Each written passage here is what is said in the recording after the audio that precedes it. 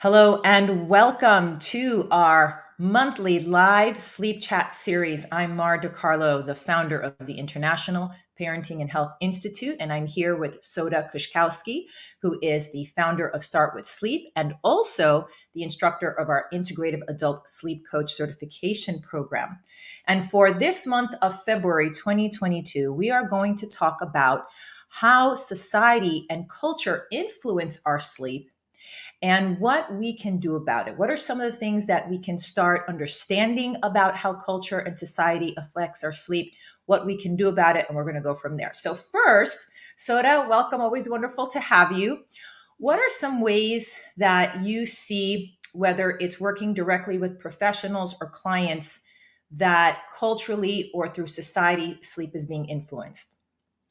Well, I think, first and foremost, we're located in the United States. We have this, hustle culture mindset where it's always about what is the next thing that we could be doing. We're very big on, multitasking and filling every second of our time without realizing that rest is really important work, right? Sleep is part of that.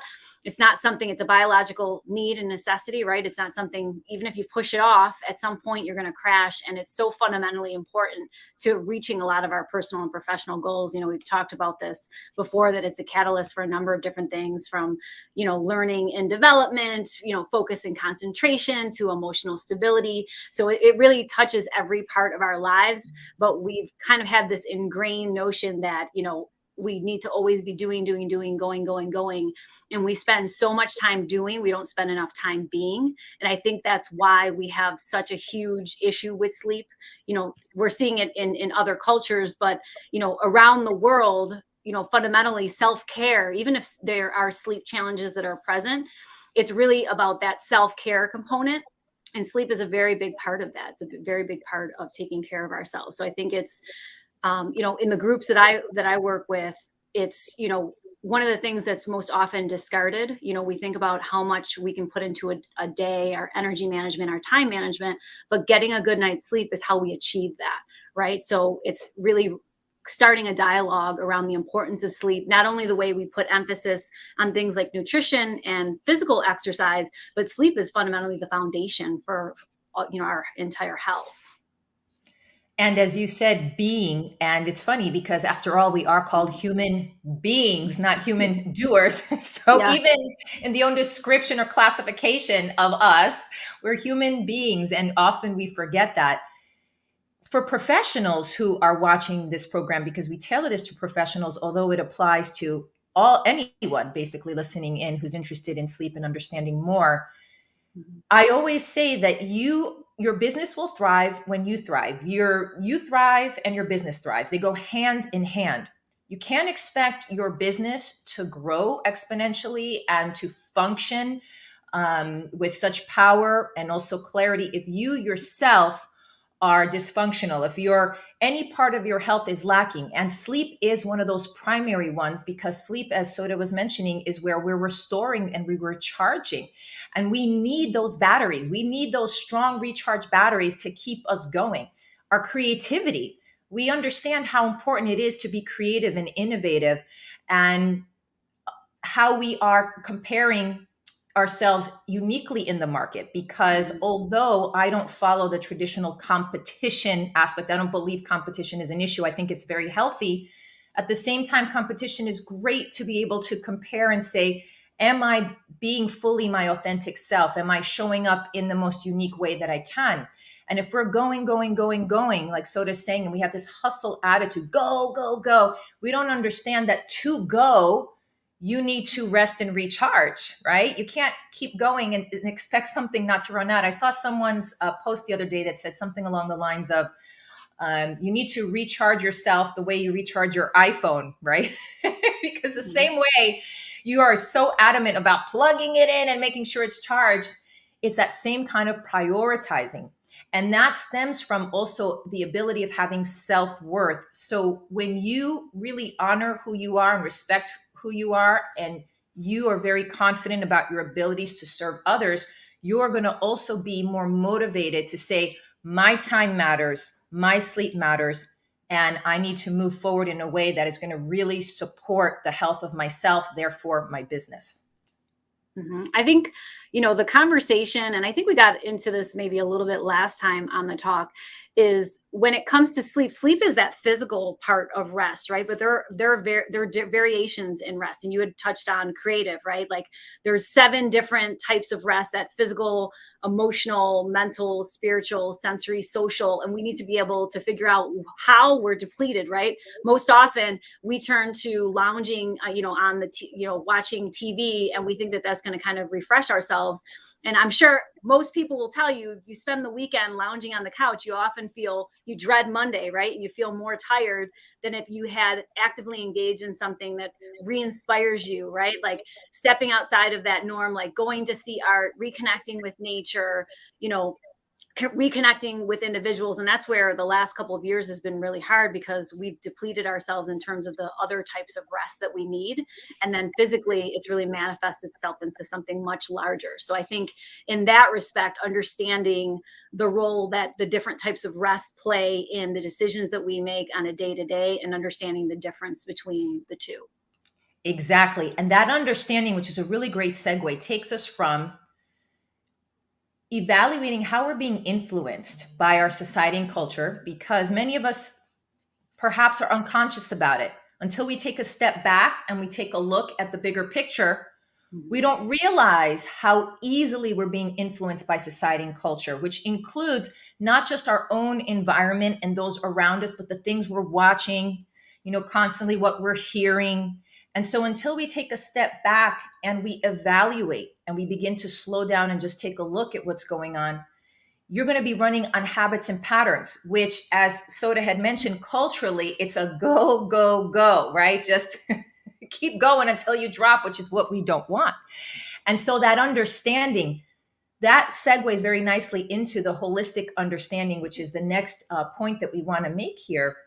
Holistically understanding the entire situation, where you're not only taking a step back, but you're learning more about who you are as an individual.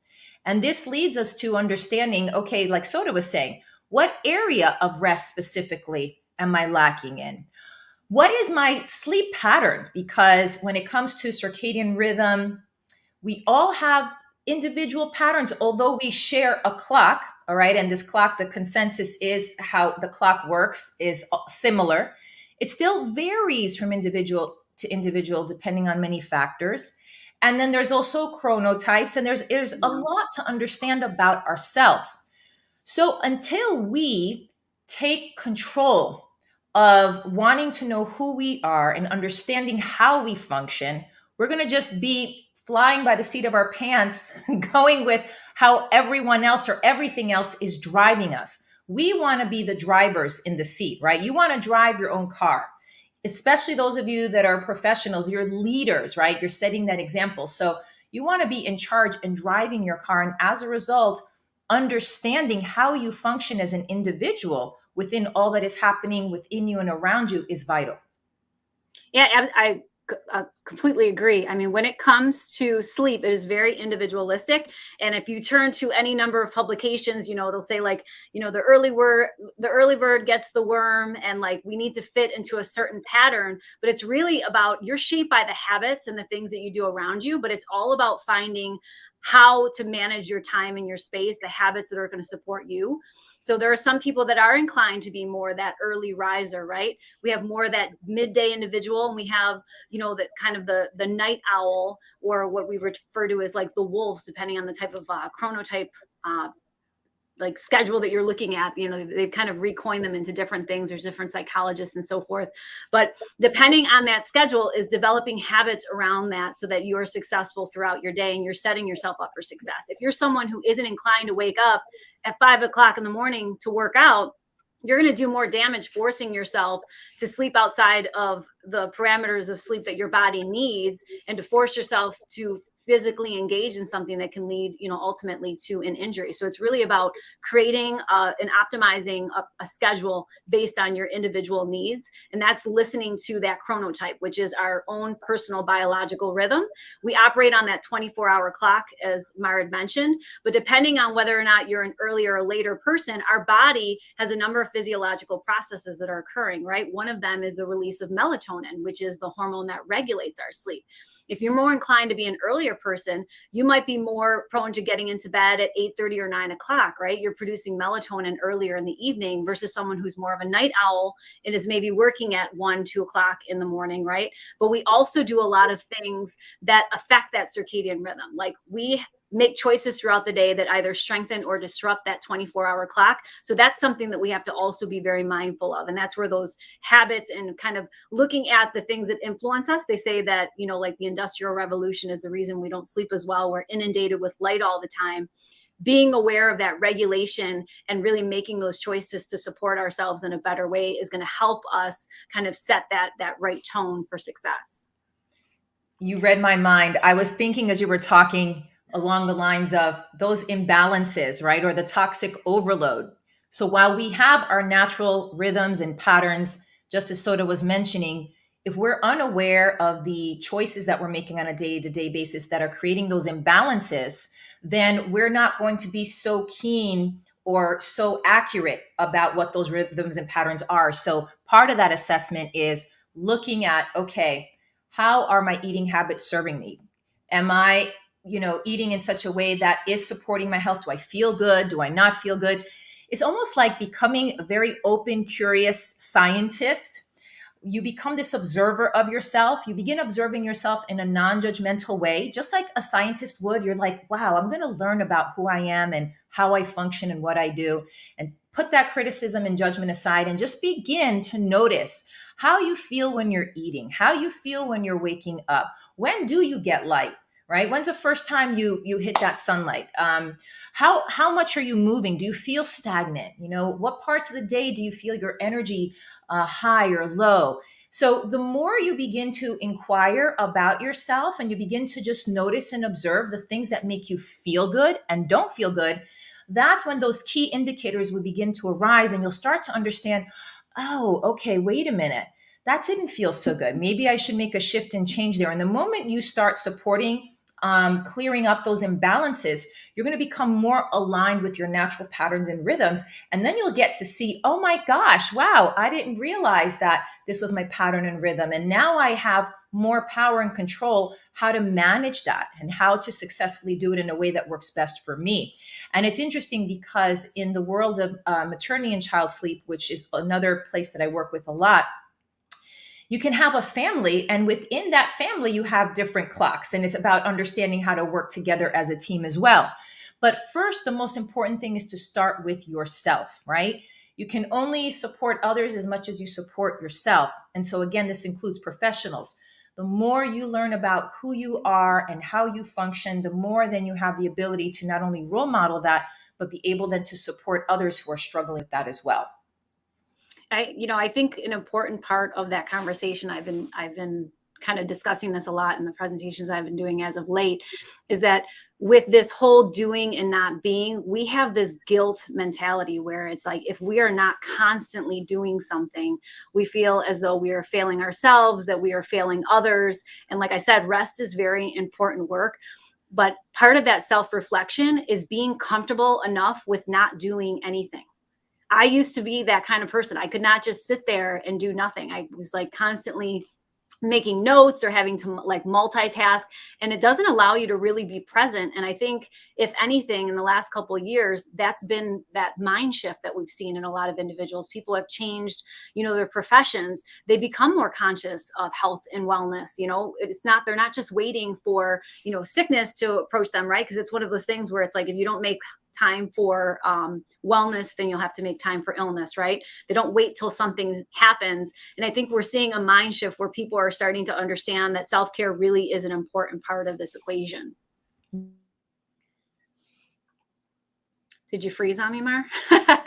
I think we lost her for just a moment. She was frozen. But as I was saying, I think that's just such an important part, that self-reflection. There are a number of resources that are available online.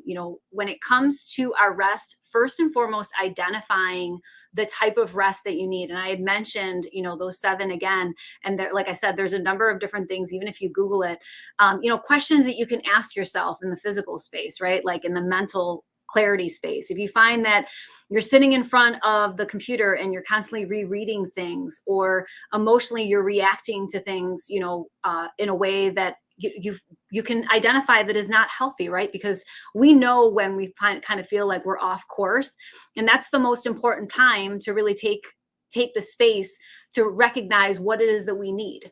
And that comes with self-reflection. With working in the holistic space as a holistic sleep coach, that's one of the things that, I do when I work with my clients and when I work with my students, and, that individuals can do, even if you're not someone who works in the sleep space, but in having that conversation within your respective practices or your respective business model, is understanding the role that it plays. Like I had mentioned, sleep touches everything about our lives. So it should be an important part of the work that you're doing, regardless of the industry. Hi, Mar. Hi, I'm back. I know, it's like boo, poof, you disappeared. Thank you, Soda. What came to me as what I was saying right before I poofed out of here was that the way I like to look at it is like an athlete. Because of my background in fitness a lot, I've been able to see the comparisons of, oh, that's so interesting, the parallels. And so I look at it like an athlete.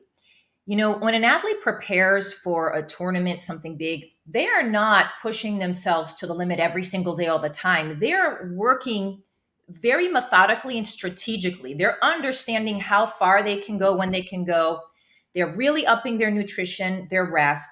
And then there's moments, depending on, what time, it could be months from now, weeks from now, that they're working up to, let's say, to have their big event, that then, okay, they might need to push a little bit more, and so on. And then when they hit that moment where the big day comes, maybe they're doing a sprint, race, whatever it is, okay, maybe bodybuilding competition, whatever it is that they're doing.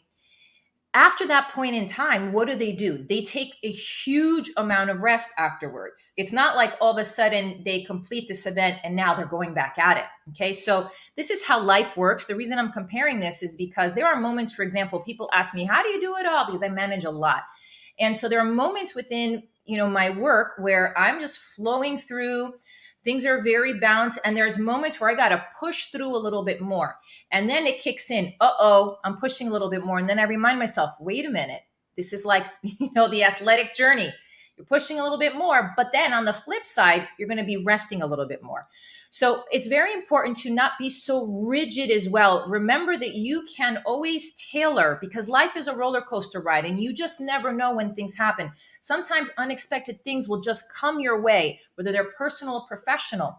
And so rather than feeling stuck about it, like, oh my gosh, and getting so concerned, remember, it's through the adaptability, when you're able to adapt and be flexible, that you have more control. So during those moments that I see, okay, I'm running a little marathon here, I see the finish line, I know, all right, I'm going to take those moments of rest and I tailor them in.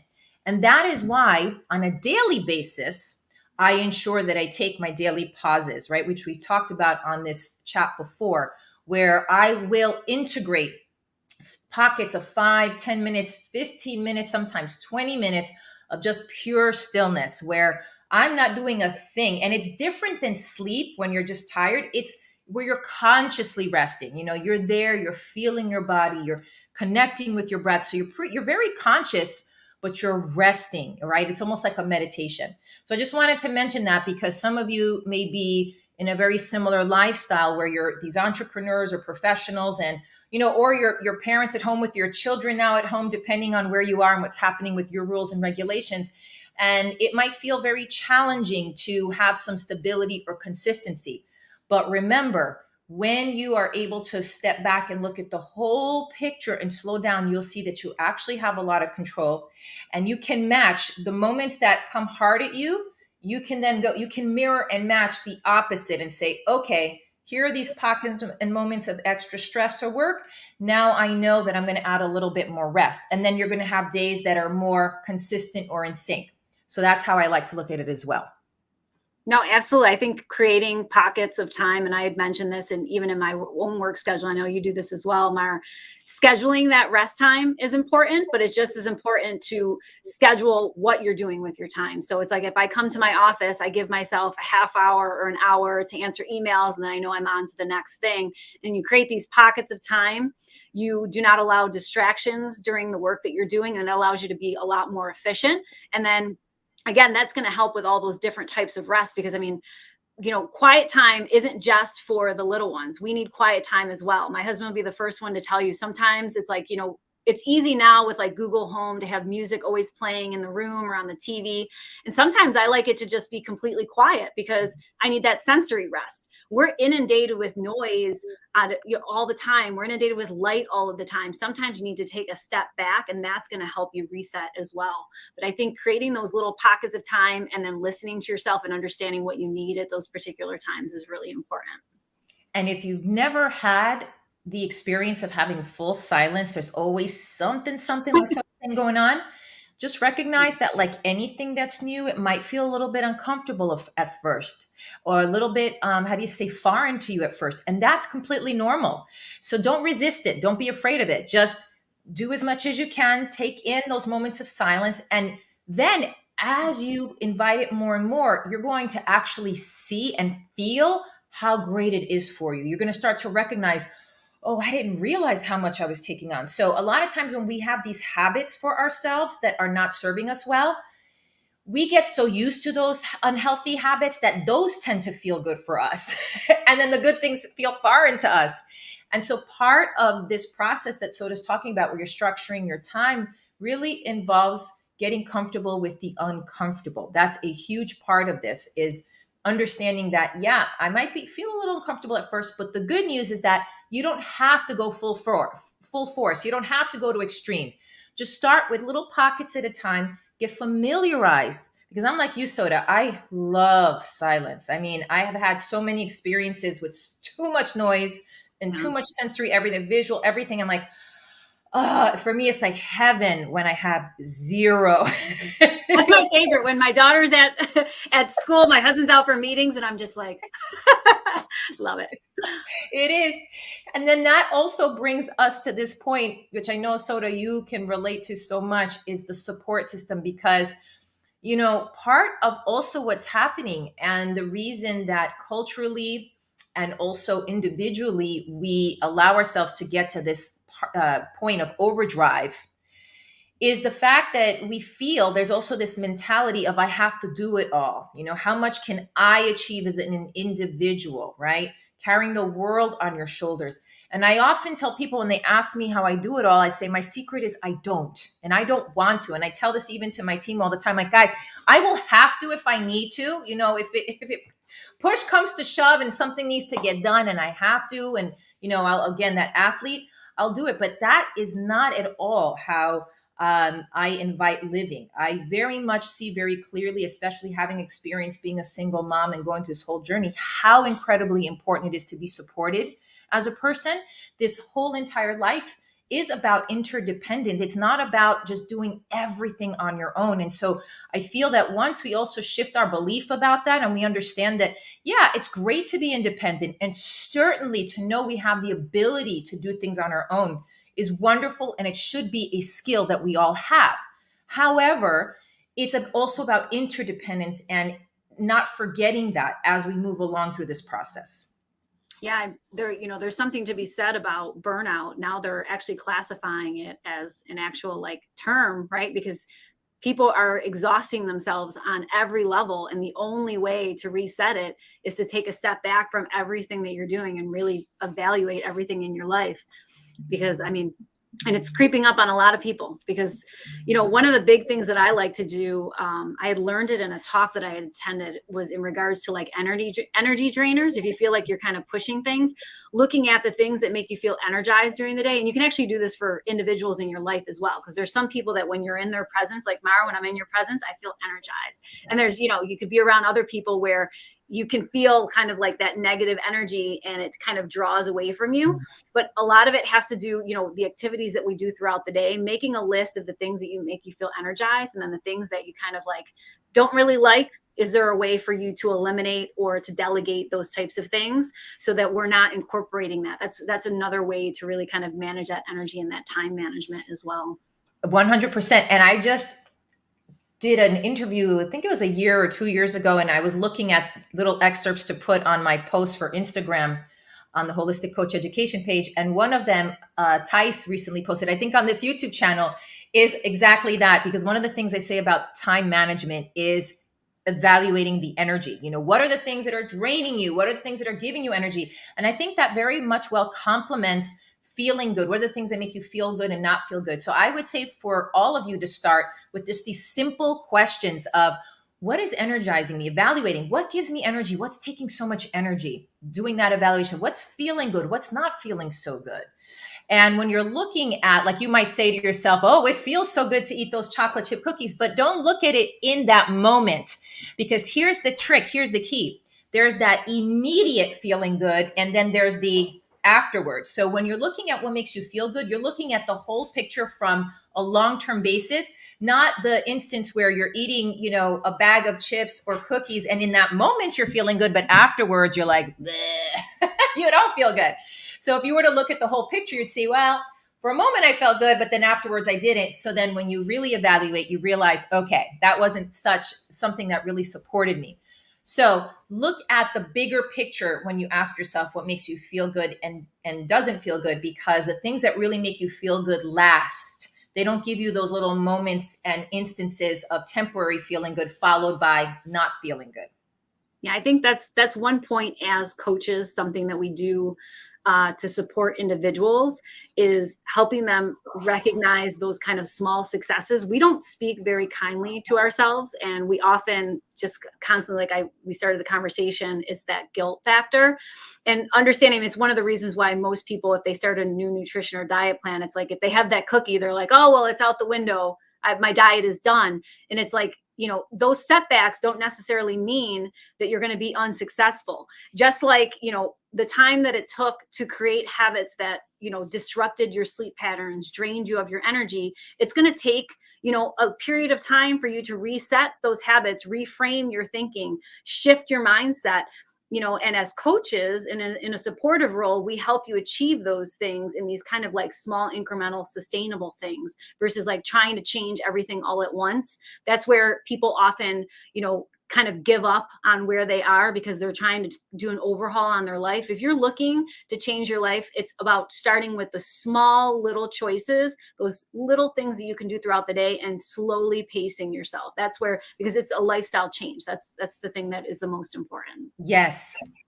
And being very much curious and open and allowing yourself to get, as I mentioned earlier, comfortable with the uncomfortable.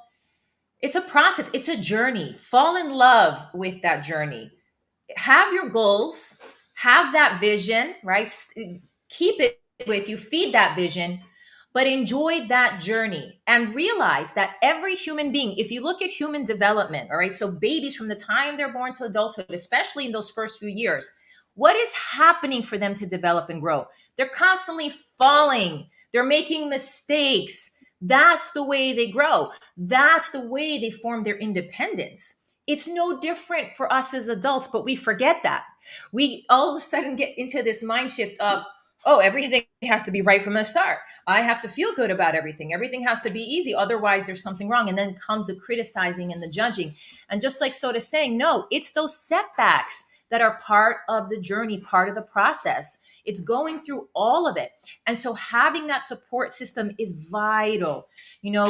Surround yourself with the people that inspire you. Like Soda also gives me energy. There's those people in your life that give you energy, the people in your life that, even though you still might have some of those draining people, then fill yourself up more with the ones that inspire you. Okay. So the more you begin to evaluate and understand who you are and how you function, you will be able to take control of your circumstances, no matter what's happening outside of you. That's the beauty of it. And Soda and I have had so many years of experience working both with clients and with professionals to see the incredible changes that happen in individuals when they just show up and they don't have to be perfect and they just move forward and they embrace every moment. They make those small baby step shifts. And bit by bit, it's like, wow, they're transforming into this incredible individual that, yes, no matter how incredible you are, you're still going to have your challenges, because as long as you're alive, you have room for growth. But the beauty is that you gain a resilience each and every time. You gain strength each and every time. You just keep blossoming and expanding. And that's the beauty of it. Yep. The most important work that you can do is on yourself. So Exactly. Thank you so much. Thank you for joining us. If you have comments, questions, let us know. Otherwise, we celebrate all of you. This month is Black History Month. It's also the Love Month, Valentine's Month. So please, Chinese New Year. yes, New Year. Oh, that's You wear right. my red Chinese New today. Year. There you go. So we have, so much to celebrate. We celebrate yourselves and one another. There's so much to celebrate together. Thank you for joining us. We look forward to the next live sleep chat, which will be the first Tuesday in March, and we look forward to seeing you there. Thank you very much. Oh, and if you really like this, or if you feel anyone can benefit from this, please hit that like and share button. Also subscribe if you want to learn and hear more.